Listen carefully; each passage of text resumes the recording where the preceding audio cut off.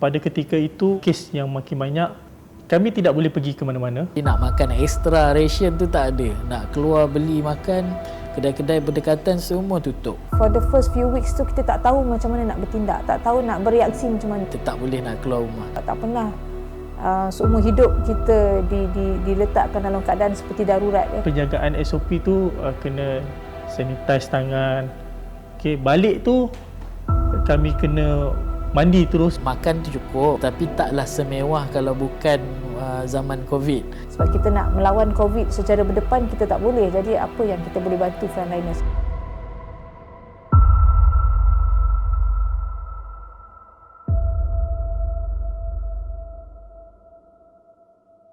Isu kekurangan bekalan PPE iaitu Personal Protective Equipment merupakan satu isu berkaitan dengan COVID-19 yang merentas negara. Idea ni datang masa COVID-19 tu tengah peak, ya. Jadi saya bertanya dalam grup pengurusan apa yang kita boleh tolong, boleh sumbangkan daripada peringkat universiti. Jadi masa tu Kelantan tengah shortage teruk PPE. Ada yang terpaksa pakai plastik dan macam-macam lagi lah untuk improvise pakaian. Masa tu tiba-tiba ramai pesakit di Kelantan yang berlaku kekurangan pada 3 hospital utama. Kita berjumpa dengan PBSM Belah Sabit Merah Kelantan dan kita jumpa Dr. Zurairi dari mewakili PBSM. Masa lepas kita bermesyuarat dengan Belah Sabit Merah, mereka kata mereka ada kain, cuma mereka tak ada orang yang boleh buat baju tu. Jadi masa dengan itu saya terlintas dalam kepala saya, apa kata kita tolong. Belah Merah Kelantan dengan UMK dengan penjara itu selalu satu pusingan lah dari segi membantu COVID ini. So dekat situ dia cadangkan untuk menjahit PPE.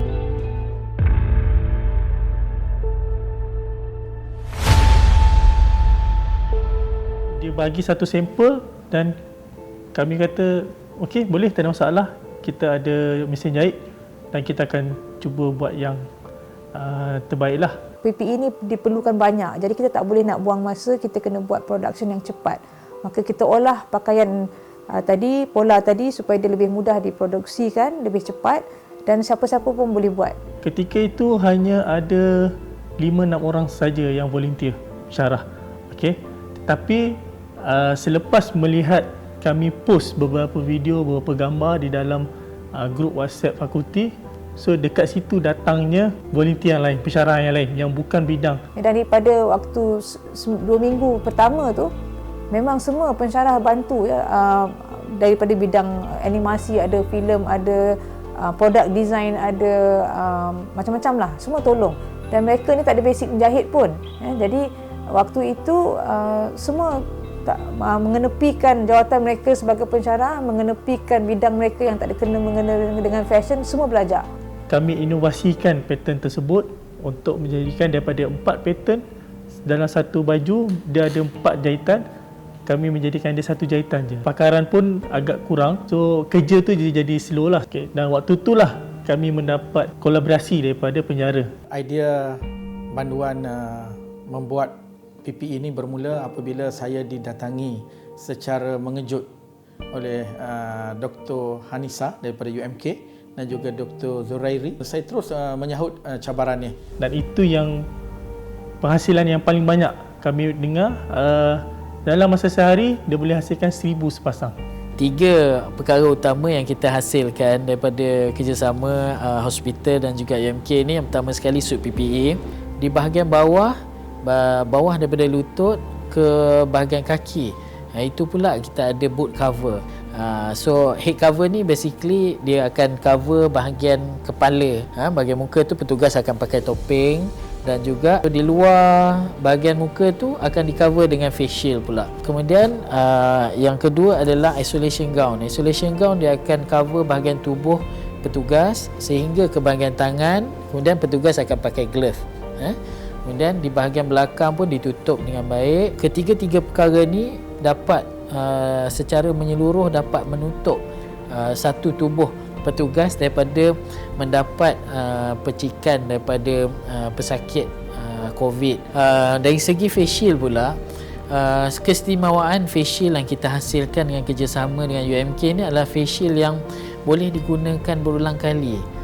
Facial ni kita dapat disinfect dia dengan menggunakan disinfectant.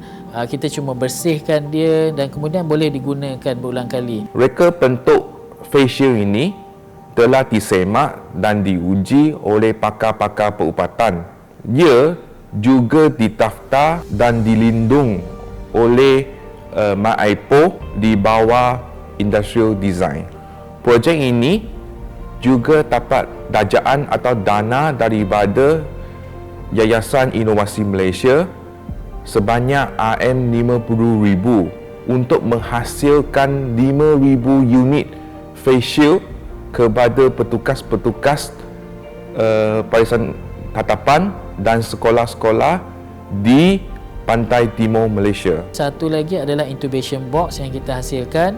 Intubation box ni sebenarnya adalah bekas yang digunakan oleh pengamal perubatan, iaitu doktor ataupun pakar perubatan kebanyakan di kecemasan dan juga di bahagian bius. So dengan adanya intubation board, kita dapat cover muka pesakit, and then kalau ada droplet ataupun pesakit bersin ke ataupun keluar daripada mulut ataupun hidung pesakit, tak terkena doktor.